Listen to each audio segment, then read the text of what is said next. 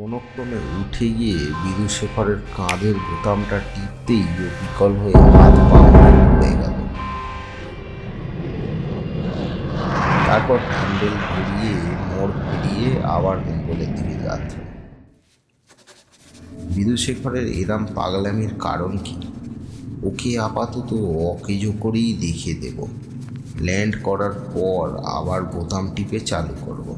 আমার বিশ্বাস ওর মনের উপর চাপ পড়েছিল বেশি, বড্ড বেশি কথা বলা হয়ে গেছে ওর সঙ্গে, তাই বোধহয় ওর মাথাটা বিগড়ে গিয়েছিল। আর 5 ঘন্টা আছে আমাদের ল্যান্ড করতে। গ্রহের গায়ে যে নীল জায়গাগুলো প্রথমে জল বলে মনে হচ্ছিল, সেটা এখন অন্য কিছু বলেই মনে হচ্ছে। সরু সরু লাল সুতোগুলো যে কি এখনো বুঝতে পারিনি।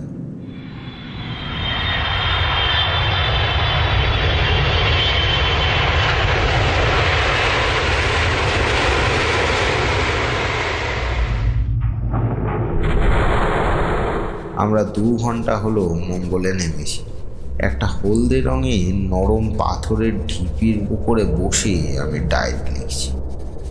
এখানে গাছপালা, মাটি, পাথর সবই কেমন জানি নরম রাবারের মতো। সামনেই হাত 20 দূরে একটা লাল নদী বয়ে চলেছে। সেটাকে প্রথমে নদী বলে বুঝিনি, কারণ জলটা দেখলে ঠিক মনে হয় যেন স্বচ্ছ পেয়ারার জেলি। এখানে সব নদীই বোধহয় লাল, এবং সেগুলোকে আকাশ থেকে লাল সুতোর মতো দেখায়। যেটাকে রকেট থেকে জল বলে মনে হচ্ছিল, সেটা আসলে ঘাস আর গাছপালা।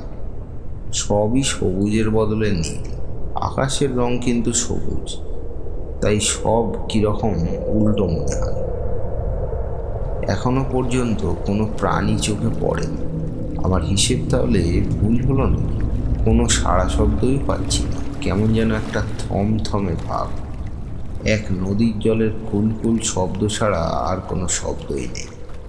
আশ্চর্য নিস্তব্ধতা। ঠান্ডা নেই, বরং গরমের দিকে। কিন্তু মাঝে মাঝে একটা হাওয়া আসলে সেটা ক্ষণস্থায়ী হলেও একেবারে হাড় পর্যন্ত কাঁপিয়ে দেয়। দূরে হয়তো বরফের পাহাড় ঠাহাড় জাতীয় কিছু আছে। নদীর জলটা প্রথমে পরীক্ষা করার সাহস পাচ্ছিল, তারপর নিউটনকে খেতে দেখে ভরসা পেলাম। আজলা করে তুলে চেখে দেখি অমৃত। মনে পড়লো একবার গাঢ় পাহাড়ের একটা ঝর্ণার জল খেয়ে আশ্চর্য ভালো লেগেছে, কিন্তু এর কাছে সে জল কিছুই না। এক ঢোকেই শরীর ও মনের সমস্ত ক্লান্তি দূর হয়ে গেল।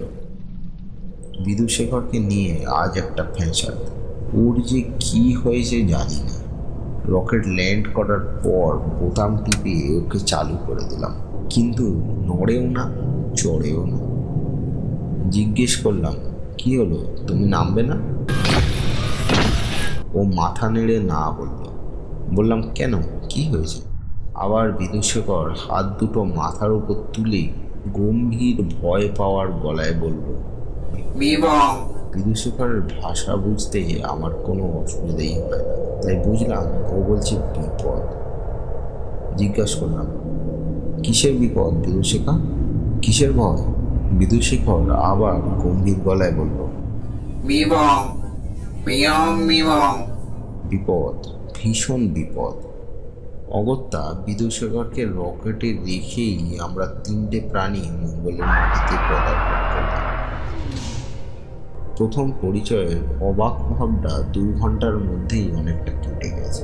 নতুন জগতে যে একটা গন্ধ থাকতে পারে সেটা ভাবতেই পারি। রকেট থেকে নেমেই সেটা টের পেলাম। এটা গাছপালা জল মাটির গন্ধ নয়, কারণ আলাদা করে প্রত্যেকটা জিনিস শুকে দেখেছি। এটা মঙ্গল গ্রহেরই গন্ধ, আবহাওয়ার সঙ্গে মিশে রয়েছে। হয়তো পৃথিবীরও একটা গন্ধ রয়েছে যেটা আমরা টের পাই না, কিন্তু অন্য কোনো গ্রহের লোক সেখানে গেলেই পাবে। প্রহ্লাদ পাথর কুড়িয়ে বেড়াচ্ছে। ওকে বলেছি কোনো প্রাণী টাণী দেখলে আমায় খবর দিতে। একদিকে আকাশে দেখছি সবুজ রঙের লালের ছাপ পড়ছে। এখন তাহলে বোধহয় ভোর, শীঘ্রই সূর্য উঠবে। মঙ্গল গ্রহের বিভীষিকা মন থেকে দূর হতে কতদিন লাগবে জানি না। কি করে যে প্রাণ নিয়ে বাঁচলাম সেটা ভাবতেই এখনো অবাক লাগে। মঙ্গল যে কত অমঙ্গল হতে পারে সেটা হাড়ে হাড়ে টের পেয়েছি। ঘটনাটা ঘটল প্রথম দিনে।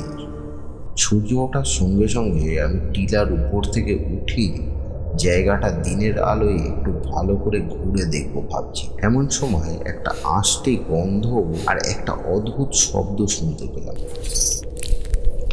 ঠিক মনে হলো যেন একটা বেশ বড় রকমের ঝিঁঝি ডাকছে। আওয়াজটা কোন দিক থেকে আসছে সেটা বোঝবার চেষ্টা করছি। এমন সময় একটা বিকট চিৎকারে আমার রক্ত জল হয়ে গেল। তারপর দেখলাম প্রহ্লাদকে। তার চোখ ঠিকরে বেরিয়ে আসছে। ডান হাতের মুঠোয় নিউটনকে ধরে ঊর্ধ্বশ্বাসে এক এক লাফে 20-25 হাত করে রকেটের দিকে চলেছে। তার পিছু নিয়েছে যে জিনিসটা, সেটা মানুষও নয়, জন্তুও নয়, মাছও নয়, কিন্তু তিনের সঙ্গেই কিছু কিছু মিল আছে। লম্বায় 3 হাতের বেশি নয়, 5, কিন্তু হাতের বদলে মাছের মতো ডানা।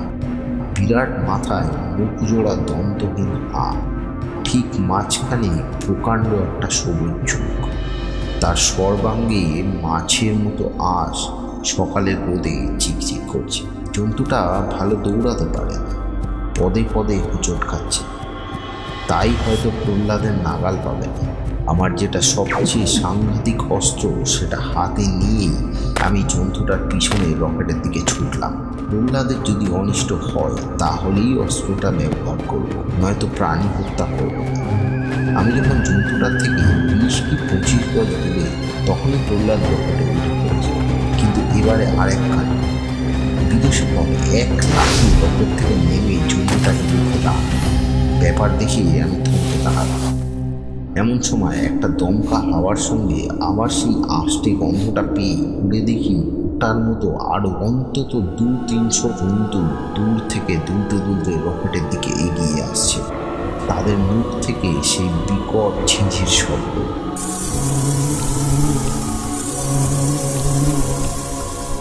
বিদুষের লোহার হাতের এক বাড়িতে জন্তুটা চিন শব্দ করে ডানা ঝাপটাতে ঝাপটাতে মাটিতে পড়ে গেল। পাশে ও রোখের মাথায় একাই ওই মঙ্গলীয় সৈন্যকে আক্রমণ করে, তাই দৌড়ে গিয়ে আমি বিদুষিকাকে ঝাপটে দিলাম। কিন্তু ওর গোর সামনে থেকে আমার শুদ্ধ পেছনে টেনে নিয়ে জন্তুগুলোর দিকে এগিয়ে চলে। আমি কোনো মতে কাঁধের কাছে হাত পৌঁছিয়ে বোতাম টিপে দিলাম। বিদুষিকা অচল হয়ে লিখে পড়ে গেল। এদিকে মঙ্গলীয় সৈন্য এখন 100 গজের মধ্যে। তাদের আষ্টে গন্ধে আমার মাথা ঘুরছে, তাদের অতি চিৎকারে কান ভোঁ ভোঁ করছে। এখন এই 5 মিনিট যন্ত্রের মানুষটাকে রকেটে উঠাই কি করে?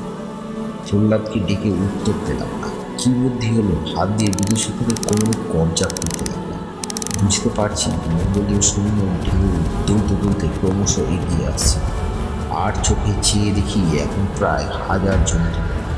রোদ করে তাদের আশির চকচকানিতে প্রায় চোর ঝলসে। কোনো মতে বিদুষিকাকে 2 ভাগে ভাগ করে ফেলে তার মাথার অংশটা টানতে টানতে রকেটের দরজার সামনে।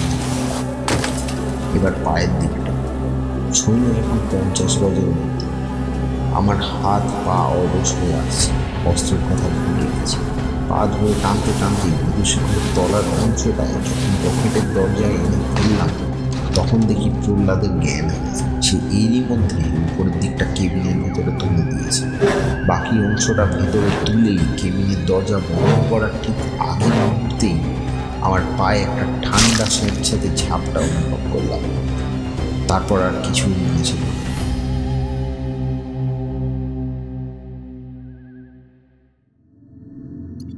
যখন জ্ঞান হলো দেখি রকেট উড়ে চলেছে। আমার ডান পায়ে একটা চিনচিনে যন্ত্রণা ও কেবিনের মধ্যে একটা মিঠো গন্ধ এখনো রয়ে গেছে। কিন্তু রকেট উড়ল কি করে, চালালো কি? প্রহ্লাদ তো যন্ত্রপাতির কিছুই জানে না। আর বিদুষিকর তো এখনো দুখানা হয়ে পড়ে আছে। তবে কি আপনি বললো নাকি? কিন্তু তাই যদি হয় তবে কোথায় চলেছে এই রকেট? কোথায় যাচ্ছি আমরা? সৌরজগতের অগণিত নক্ষত্রের মধ্যে কোনটিতে গিয়ে আমাদের পাড়ি শেষ হবে? শেষ কি হবে, না অনির্দিষ্ট কাল আমাদের আকাশপথেই অজানা উদ্দেশ্যে ঘুরে বেড়াতে হবে? কিন্তু রসদ, সে তো অফুরন্ত নয়। আর 3 বছর পরে আমরা খাবো কি? রকেটের যন্ত্রপাতি নাড়াচাড়া করে দেখেছি, তার কোনোটাই কাজ করছে না। এই অবস্থায় রকেটের চলবারই কথা নেই, কিন্তু তাও আমরা চলেছি। কী করে চলেছি জানি না, কিছুই জানি না। মনে অসংখ্য প্রশ্ন গিজগিজ করছে, কিন্তু কোনোটারই উত্তর দেওয়ার শক্তি আমার নেই। আজ থেকে আমি অজ্ঞান, অসহায়, ভবিষ্যৎ অজ্ঞেয়, অন্ধকার।